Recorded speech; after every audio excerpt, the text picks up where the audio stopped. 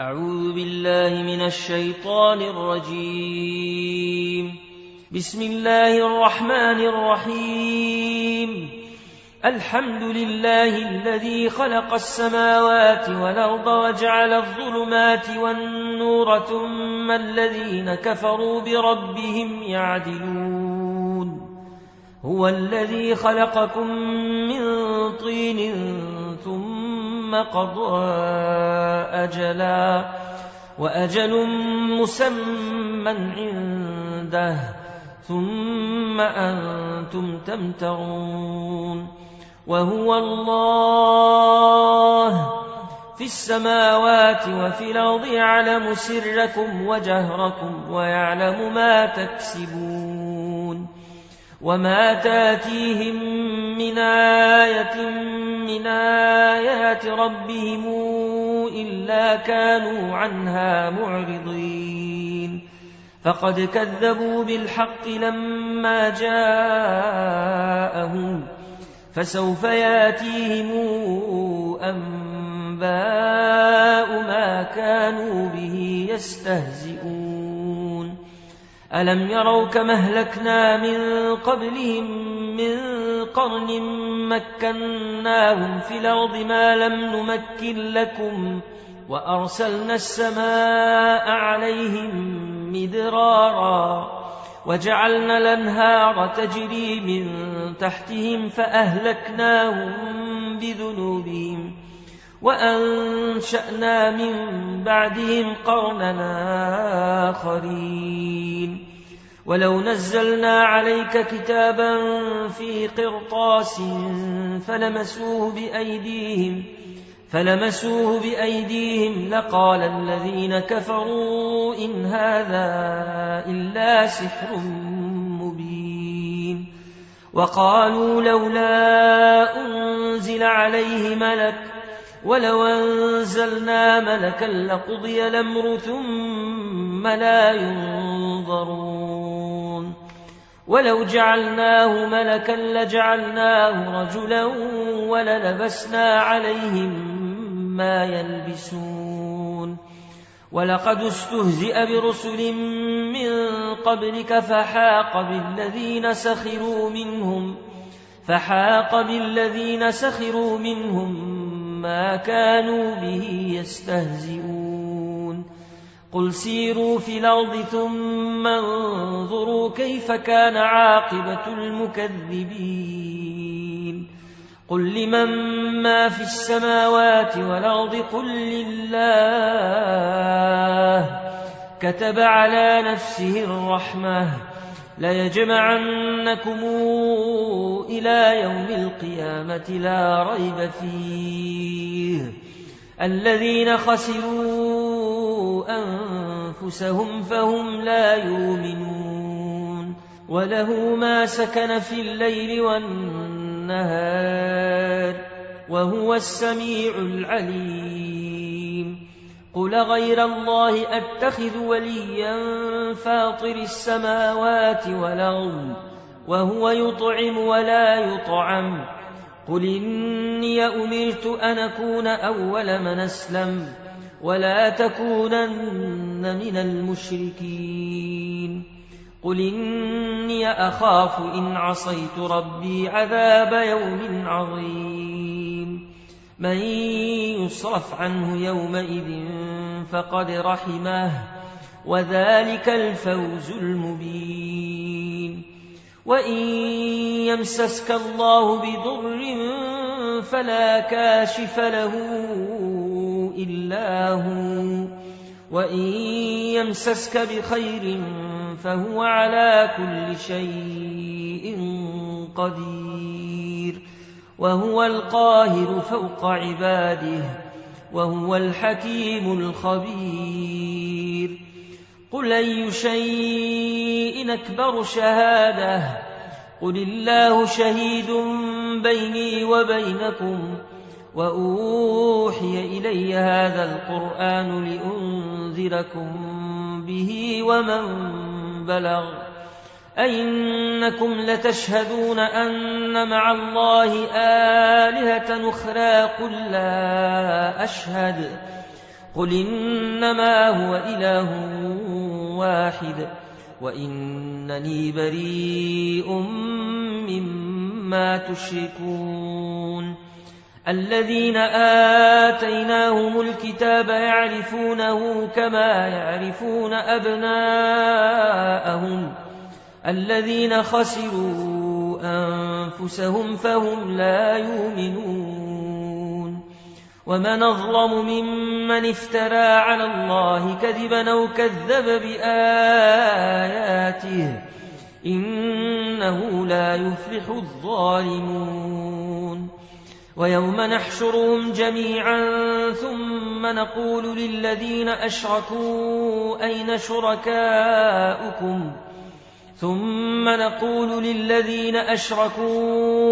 شركاؤكم الذين كنتم تزعمون ثم لم تكن فتنتهم إلا أن قالوا والله ربنا ما كنا مشركين انظر كيف كذبوا على أنفسهم وضل عنهم ما كانوا يفترون ومنهم من يستمع إليك وجعلنا على قلوبهم أكنة أن يفقهوه وفي آذانهم وقرا وإن يروا كل آية لا يؤمنوا بها حتى إذا جاءوك يجادلونك يقول الذين كفروا إن هذا إلا أساطير الأولين وهم ينهون عنه وينأون عنه وإن يهلكون إلا أنفسهم وما يشعرون ولو ترى إذ وقفوا على النار فقالوا يا ليتنا نرد ولا نكذب بآيات ربنا ونكون من المؤمنين بل بدا لهم ما كانوا يخفون من قبل ولو ردوا لعادوا لما نهوا عنه وإنهم لكاذبون وقالوا إن هي إلا حياتنا الدنيا وما نحن بمبعوثين ولو ترى إذ وقفوا على ربهم قال أليس هذا بالحق قالوا بلى وربنا قال فذوقوا العذاب بما كنتم تكفرون قد خسر الذين كذبوا بلقاء الله حتى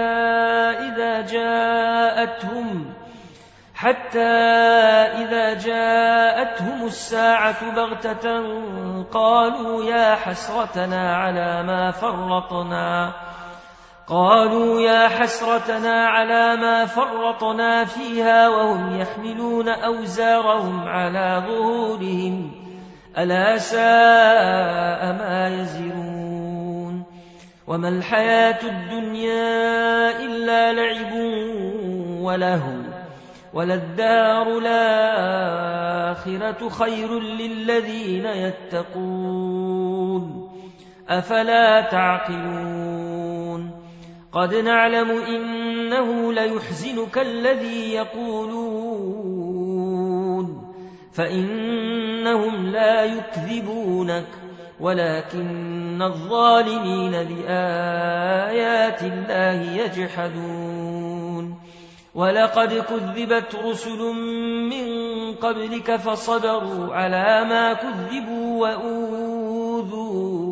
وأوذوا حتى أتاهم نصرنا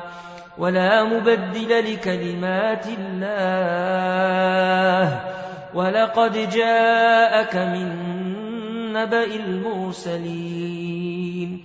وإن كان كبر عليك إعراضهم فإن استطعت أن تبتغي نفقا في الأرض أو سلما في السماء أو سلما في السماء فتاتيهم بآية ولو شاء الله لجمعهم على الهدى فلا تكونن من الجاهلين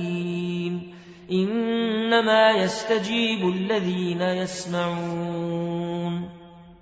والموتى يبعثهم الله ثم إليه يرجعون وقالوا لولا نزل عليه آية من ربه قل إن الله قادر على أن ينزل آية ولكن أكثرهم لا يعلمون وما من دابة في الأرض ولا طائر يطير بجناحيه إلا أمثالكم ما فرطنا في الكتاب من شيء ثم إلى ربهم يحشرون والذين كذبوا بآياتنا صم وبكم في الظلمات من يشاء الله يضلله ومن يشاء يجعله على صراط مستقيم قل رأيتكم إن أتاكم عذاب الله أو أتتكم الساعة أغير الله تدعون إن كنتم صادقين بل إياه تدعون فيكشف ما تدعون إليه إن شاء وتنسون ما تشركون ولقد أرسلنا إلى من قبلك فأخذناهم بالبأساء والضراء لعلهم يتضرعون فلولا إذ جاءهم بأسنا تضرعوا ولكن قست قلوبهم وزين لهم الشيطان ما كانوا يعملون فلما نسوا ما ذكروا به فتحنا عليهم أبواب كل شيء حتى إذا فرحوا بما أوتوا أخذناهم بغتة فإذا هم مبلسون فقطع دابر القوم الذين ظلموا والحمد لله رب العالمين قل رأيتم إن أخذ الله سمعكم وأبصاركم وختم على قلوبكم من إله غير الله ياتيكم به انظر كيف نصرف الآيات ثم هم يصدفون قل رأيتكم إن أتاكم عذاب الله بغتة أو جهرة هل يهلك إلا القوم الظالمون وما نرسل المرسلين إلا مبشرين ومنذرين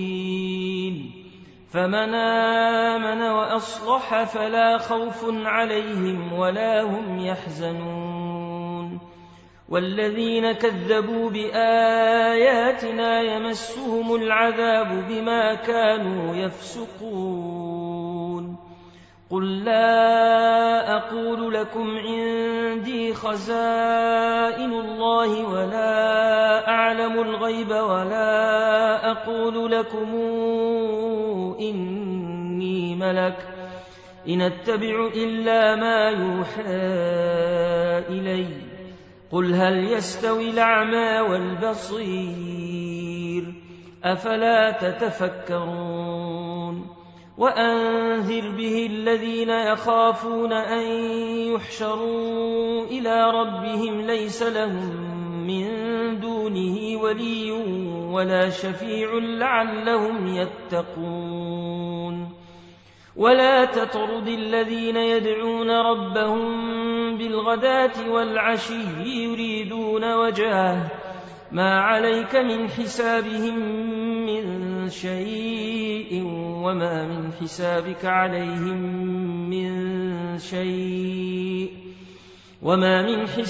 عليهم من شيء فتطردهم فتكون من الظالمين. وكذلك فتنا بعضهم ببعض ليقولوا أهؤلاء من الله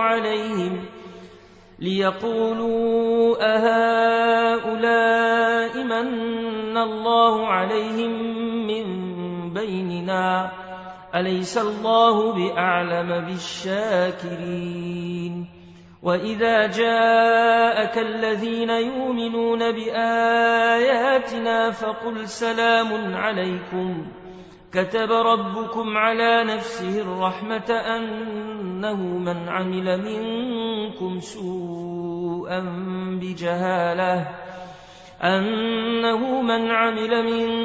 سوءا بجهالة ثم تاب من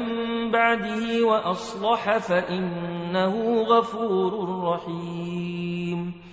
وكذلك نفصل الآيات ولتستبين سبيل المجرمين.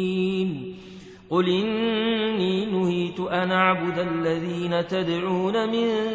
دون الله قل لا أتبع أهواءكم قد ضللت إذا وما أنا من المهتدين. قل إني على بينة من ربي وكذبتم به ما عندي ما تستعجلون به إن الحكم إلا لله يقص الحق وهو خير الفاصلين. قل لو أن عندي ما تستعجلون به لقضي الأمر بيني وبينكم والله أعلم بالظالمين. وعنده مفاتح الغيب لا يعلمها إلا هو ويعلم ما في البر والبحر وما تسقط من ورقة إلا يعلمها ولا حبة في ظلمات الأرض ولا رطب ولا يابس إلا في كتاب مبين. وهو الذي يتوفاكم بالليل ويعلم ما جرحتم بالنهار ثم يبعثكم فيه ليقضى أجل مسمى ثم إليه مرجعكم ثم ينبئكم بما كنتم تعملون. وهو القاهر فوق عباده ويرسل عليكم حفظه حتى إذا جاء أحدكم الموت توفته رسلنا وهم لا يفرطون. ثم ردوا إلى الله مولاهم الحق ألا له الحكم وهو أسرع الحاسبين. قل من ينجيكم من ظلمات البر والبحر تدعونه تضرعا وخفية لئن أنجيتنا من هذه لنكونن من الشاكرين. قل الله ينجيكم منها ومن كل كرب ثم أنتم تشركون. قل هو القادر على أن يبعث عليكم عذابا من فوقكم أو من تحت أرجلكم أو يلبسكم شيعا ويذيق بعضكم بأس بعض. انظر كيف نصرف الآيات لعلهم يفقهون. وكذب به قومك وهو الحق قل لست عليكم بوكيل لكل نبأ مستقر وسوف تعلمون وإذا رأيت الذين يخوضون في آياتنا فأعرض عنهم حتى يخوضوا في حديث غيره وإما ينسينك الشيطان فلا تقعد بعد الذكرى مع القوم الظالمين وما على الذين يتقون من حسابهم من شيء ولكن ذكرى لعلهم يتقون وذر الذين اتخذوا دينهم لعبا ولهوا وغرتهم الحياة الدنيا وذكر به أن تبسل نفس بما كسبت ليس لها من دون الله ولي ولا شفيع وإن تعدل كل عدل لا يؤخذ منها أولئك الذين أبسلوا بما كسبوا لهم شراب من حميم وعذاب أليم بما كانوا يكفرون قل ندعو من دون الله ما لا ينفعنا ولا يضرنا ونرد على أعقابنا بعد إذ هدانا الله كالذي استهوته الشياطين في الأرض حيران له أصحاب يدعونه إلى الهدى ائتنا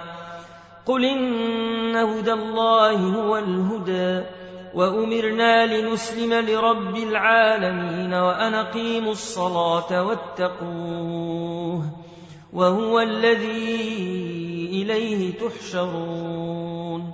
وهو الذي خلق السماوات والأرض بالحق ويوم يقول كن فيكون قوله الحق وله الملك يوم ينفخ في الصور عالم الغيب والشهادة وهو الحكيم الخبير وإذ قال إبراهيم لأبيه آزر أتتخذ أصنامنا آلهة إني أراك وقومك في ضلال مبين وكذلك نري إبراهيم ملكوت السماوات والأرض وليكون من الموقنين فلما جن عليه الليل رأى كوكبا قال هذا ربي فلما أفل قال لا أحب الآفلين فلما رأى القمر بازغا قال هذا ربي فلما أفل قال لئن لم يهدني ربي لأكونن من القوم الضالين فلما رأى الشمس بازغة قال هذا ربي هذا أكبر فلما أفلت قال يا قوم إني بريء مما تشركون إني وجهت وجهي للذي فطر السماوات والأرض حنيفا وما أنا من المشركين وحاجه قومه قال أتحاجوني في الله وقد هدان ولا أخاف ما تشركون به إلا أن يشاء ربي شيئا وسع ربي كل شيء علما أفلا تتذكرون وكيف أخاف ما أشركتم ولا تخافون أنكم أشركتم بالله ما لم ينزل به عليكم سلطانا فأي الفريقين أحق بالأمن إن كنتم تعلمون الذين آمنوا ولم يلبسوا إيمانهم بظلم أولئك لهم الأمن وهم مهتدون وتلك حجتنا آتيناها إبراهيم على قومه نرفع درجات من نشاء إن ربك حكيم عليم ووهبنا له إسحاق ويعقوب كلا هدينا ونوحا هدينا من قبل ومن ذريته داود وسليمان وأيوب ويوسف وموسى وهارون وكذلك نجزي المحسنين وزكريا ويحيى وعيسى وإلياس كل من الصالحين وإسماعيل واليسع ويونس ولوطا وكلا فضلنا على العالمين ومن آبائهم وذرياتهم وإخوانهم واجتبيناهم وهديناهم إلى صراط مستقيم ذلك هدى الله يهدي به من يشاء من عباده ولو اشركوا لحبط عنهم ما كانوا يعملون أولئك الذين آتيناهم الكتاب والحكم والنبوءة فإن يكفر بها هؤلاء فقد وكلنا بها قوما ليسوا بها بكافرين أولئك الذين هدى الله فبهداه مقتده قل لا أسألكم عليه أجرا إن هو إلا ذكرى للعالمين وما قدروا الله حق قدره إذ قالوا ما أنزل الله على بشر من شيء قل من أنزل الكتاب الذي جاء به موسى نورا وهدى للناس تجعلونه قراطيس تبدونها وتخفون كثيرا وعلمتم ما لم تعلموا أنتم ولا آباؤكم قل الله ثم ذرهم في خوضهم يلعبون وهذا كتاب أنزلناه مبارك مصدق الذي بين يديه ولتنذر أم القرى ومن حولها والذين يؤمنون بالآخرة يؤمنون به وهم على صلاتهم يحافظون ومن أظلم ممن افترى على الله كذبا أو قال أوحي إلي ولم يوح إليه شيء ومن قال سأنزل مثل ما أنزل الله ولو ترى إذ الظالمون في غمرات الموت والملائكة باسطوا أيديهم أخرجوا أنفسكم اليوم تجزون عذاب الهون بما كنتم تقولون على الله غير الحق وكنتم عن آياته تستكبرون ولقد جئتمونا فرادا كما خلقناكم أول مرة وتركتم ما خولناكم وراء ظهوركم وما نرى معكم شفعاءكم الذين زعمتم أنهم فيكم شركاء لقد تقطع بينكم وضل عنكم ما كنتم تزعمون إن الله فالق الحب والنوى يخرج الحي من الميت ومخرج الميت من الحي ذلكم الله فأنى توفكون فالق الإصباح وجاعل الليل سكنا والشمس والقمر حسبانا ذلك تقدير العزيز العليم وهو الذي جعل لكم النجوم لتهتدوا بها في ظلمات البر والبحر قد فصلنا الآيات لقوم يعلمون وهو الذي أنشأكم من نفس واحدة فمستقر ومستودع قد فصلنا الآيات لقوم يفقهون وهو الذي أنزل من السماء ماء فأخرجنا به نبات كل شيء فأخرجنا منه خضرا نخرج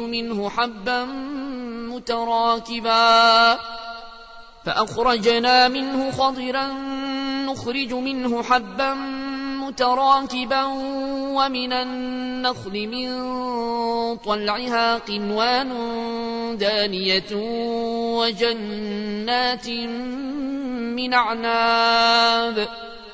وجنات من أعناب والزيتون والرمان مشتبها وغير متشابه انظروا إلى ثمره إذا أثمر وينعه إن في ذلكم لآيات لقوم يؤمنون وجعلوا لله شركاء الجن وخلقهم وخرقوا له بنين وبنات بغير علم سبحانه وتعالى عما يصفون بديع السماوات والأرض أنى يكون له ولد ولم تكن له صاحبة وخلق كل شيء وهو بكل شيء عليم ذلكم الله ربكم لا إله إلا هو خالق كل شيء فاعبدوه وهو على كل شيء وكيل لا تدركه الأبصار وهو يدرك الأبصار وهو اللطيف الخبير قد جاءكم بصائر من ربكم فمن أبصر فلنفسه ومن عمي فعليها وما أنا عليكم بحفيظ وكذلك نصرف الآيات وليقولوا درست ولنبينه لقوم يعلمون اتبع ما أوحي إليك من ربك لا إله إلا هو وأعرض عن المشركين ولو شاء الله ما أشركوا وما جعلناك عليهم حفيظا وما أنت عليهم بوكيل ولا تسبوا الذين يدعون من دون الله فيسبوا الله عدوا بغير علم كذلك زينا لكل أمة عملهم ثم إلى ربهم مرجعهم فينبئهم بما كانوا يعملون وأقسموا بالله جهد أيمانهم لئن جاءتهم آية ليؤمنن بها قل إنما الآيات عند الله وما يشعركم أنها إذا جاءت لا يؤمنون ونقلب أفئدتهم وأبصارهم كما لم يؤمنوا به أول مرة ونذرهم في طغيانهم يعمهون ولو أننا نزلنا إليهم الملائكة وكلمهم الموت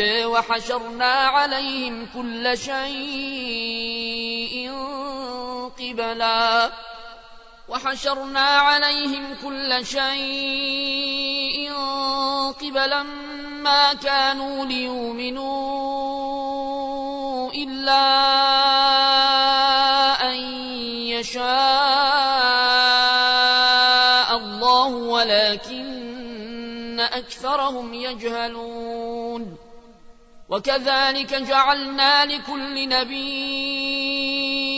عدوا شياطين الإنس والجن يوحي بعضهم إلى بعض زخرف القول غرورا ولو شاء ربك ما فعلوه فذرهم وما يفترون ولتصغى إليه أفئدة الذين لا يؤمنون بالآخرة وليرضوه وليقترفوا ما هم مقترفون أفغير الله أبتغي حكما وهو الذي أنزل إليكم الكتاب مفصلا والذين آتيناهم الكتاب يعلمون أنه منزل من ربك بالحق فلا تكونن من الممترين وتمت كلمات ربك صدقا وعدلا لا مبدل لكلماته وهو السميع العليم وإن تطع أكثر من في الأرض يضلوك عن سبيل الله إن يتبعون إلا الظن وإن هم إلا يخرصون إن ربك هو أعلم من يضل عن سبيله وهو أعلم بالمهتدين فكلوا مما ذكر اسم الله عليه إن كنتم بآياته مؤمنين وما لكم ألا تأكلوا مما ذكر اسم الله عليه وقد فصل لكم ما حرم عليكم إلا ما اضطررتم إليه وإن كثيرا ليضلون بأهوائهم بغير علم إن ربك هو أعلم بالمعتدين وذروا ظاهر الإثم وباطنه إن الذين يكسبون الإثم سيجزون بما كانوا يقترفون ولا تأكلوا مما لم يذكر اسم الله عليه وإنه لفسق وإن الشياطين ليوحون إلى أوليائهم ليجادلوكم وإن أطعتموهم إنكم لمشركون أومن كان ميتا فأحييناه وجعلنا له نورا يمشي به في الناس كمن مثله في الظلمات ليس بخارج منها كذلك زين للكافرين ما كانوا يعملون وكذلك جعلنا في كل قرية أكابر مجرميها ليمكروا فيها وما يمكرون إلا بأنفسهم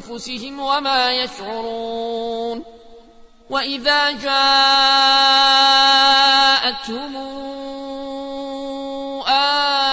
آية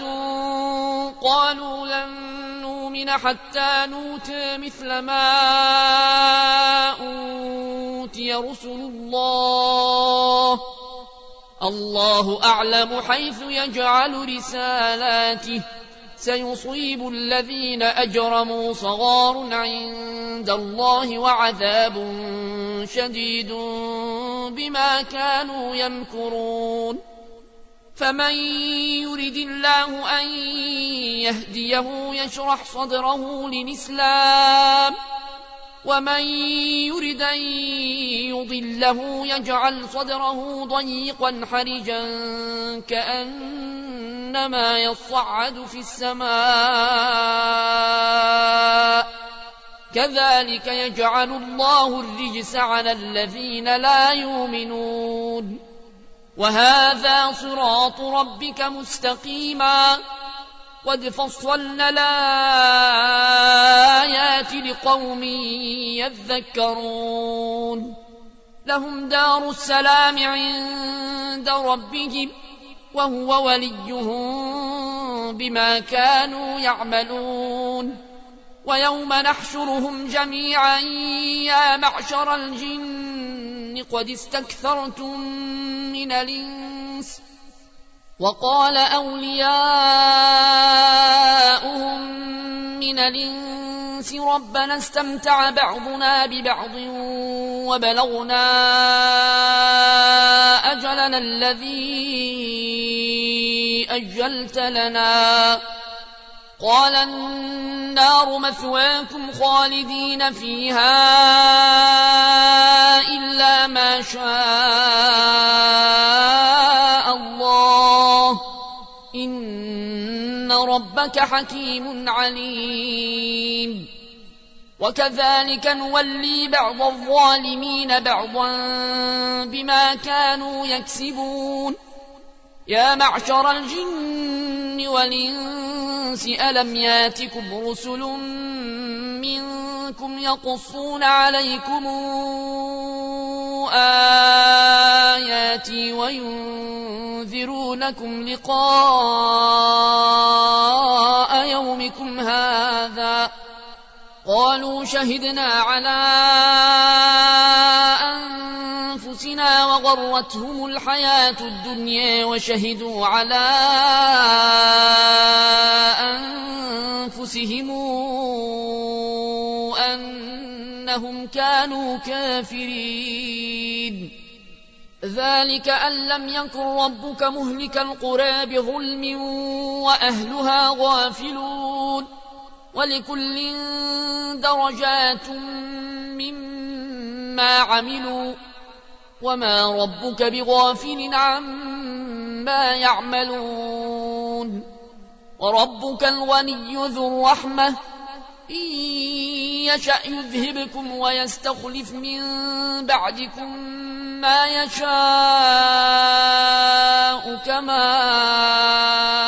أنشأكم ويستخلف من بعدكم ما يشاء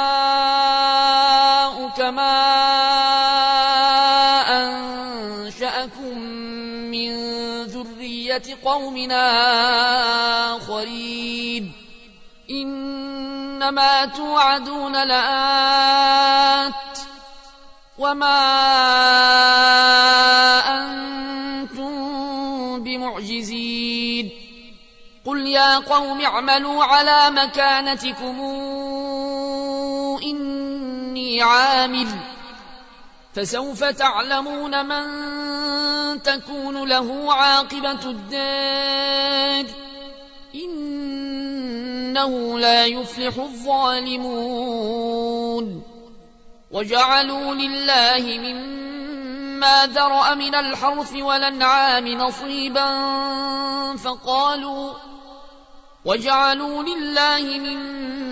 ذرأ من الحرث والأنعام نصيبا فقالوا هذا لله بزعمهم وهذا لشركائنا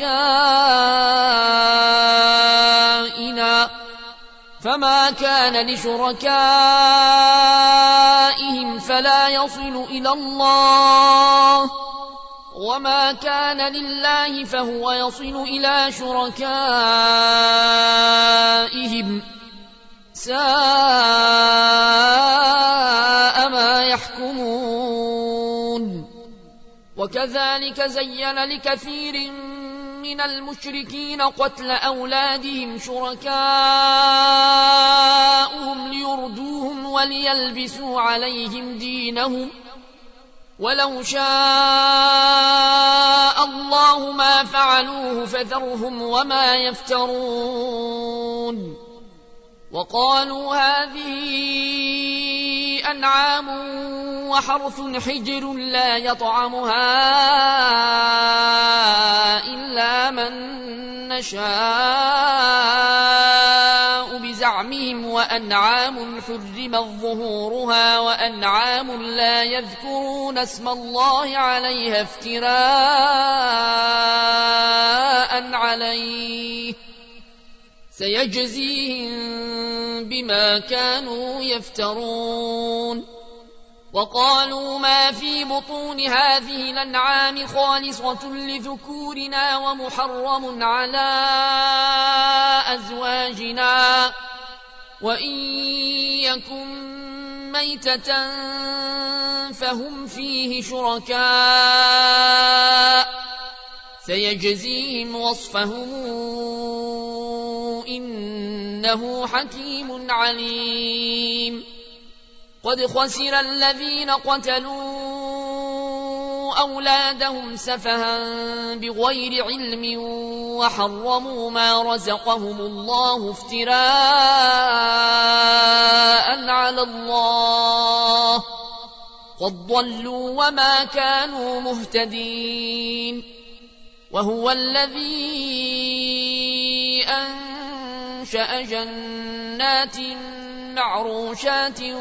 وغير معروشات والنخل والزرع مختلف نكله والزيتون والرمان متشابها وغير متشابه كلوا من ثمره إذا أثمر وآتوا حقه يوم حصاده ولا تسرفوا إنه لا يحب المسرفين ومن الأنعام حمولة وفرشا كلوا مما رزقكم الله ولا تتبعوا خطوات الشيطان إنه لكم عدو مبين 8 أزواج من الضأن 2 ومن المعز 2 قل الذكرين حرم أم الأنثيين أما اشتملت عليه أرحام الأنثيين نبئوني بعلم إن كنتم صادقين ومن الإبل 2 ومن البقر 2 قل الذكرين حرم أم الأنثيين أما اشتملت عليه أرحام الأنثيين أم كنتم شهداء إذ وصاكم الله بهذا فمن أظلم ممن افترى على الله كذبا ليضل الناس بغير علم إن الله لا يهدي القوم الظالمين قل لا أجد فيما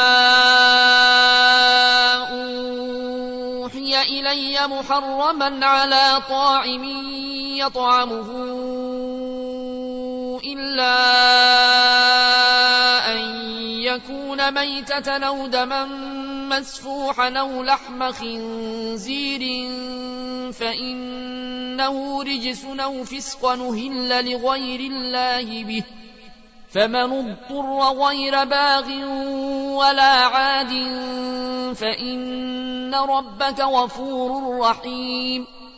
وعلى الذين هادوا حرمنا كل ذي ظفر ومن البقر والغنم حرمنا عليهم شحومهما إلا ما حملت ظهورهما أو الحوايا أو ما اختلط بعظم ذلك جزيناهم ببغيهم وإنا لصادقون فإن كذبوك فقل ربكم ذو رحمة واسعة ولا يرد بأسه عن القوم المجرمين سيقول الذين أشركوا لو شاء الله ما أشركنا ولا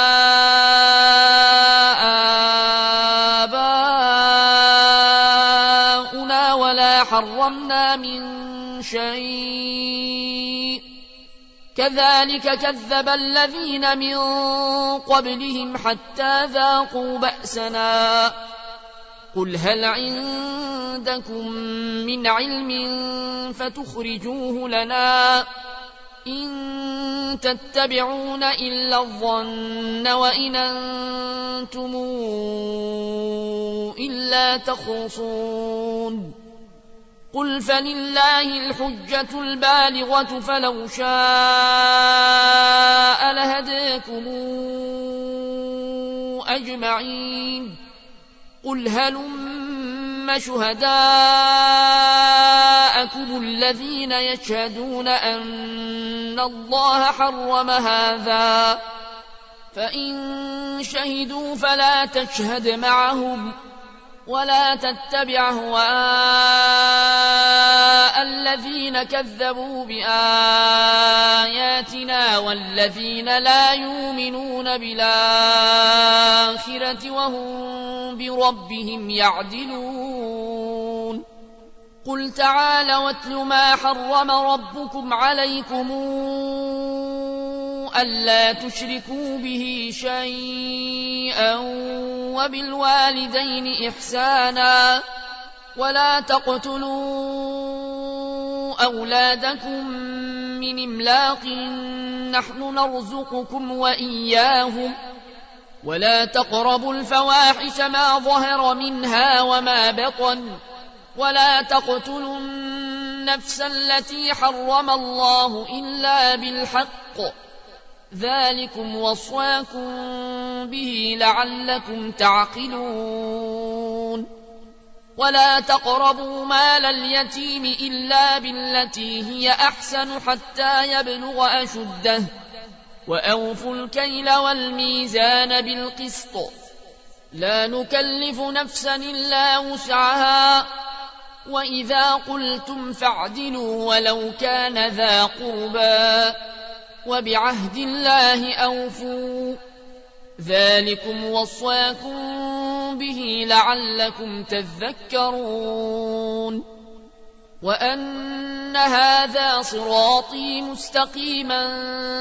فاتبعوه ولا تتبعوا السبل فتفرق بكم عن سبيله ذلكم وصاكم به لعلكم تتقون ثم آتينا موسى الكتاب تماما على الذي أحسن وتفصيلا لكل شيء وهدى ورحمة لعلهم بلقاء ربهم يؤمنون وهذا كتاب أنزلناه مبارك فاتبعوه واتقوا لعلكم ترحمون أن تقولوا إنما أنزل الكتاب على طائفتين من قبلنا وإن كنا عن دراستهم لغافلين أو تقولوا لو أنا أنزل علينا الكتاب لكنا أهدى منهم فقد جاءكم بينة من ربكم وهدى ورحمة فمن أظلم ممن كذب بآيات الله وصدف عنها سنجزي الذين يصدفون عن آياتنا سوء العذاب بما كانوا يصدفون هل ينظرون إلا أن تاتيهم الملائكة أو ياتي ربك أو ياتي بعض آيات ربك يوم ياتي بعض آيات ربك لا ينفع نفسا إيمانها لم تكن آمنت من قبل أو كسبت في إيمانها خيرا قل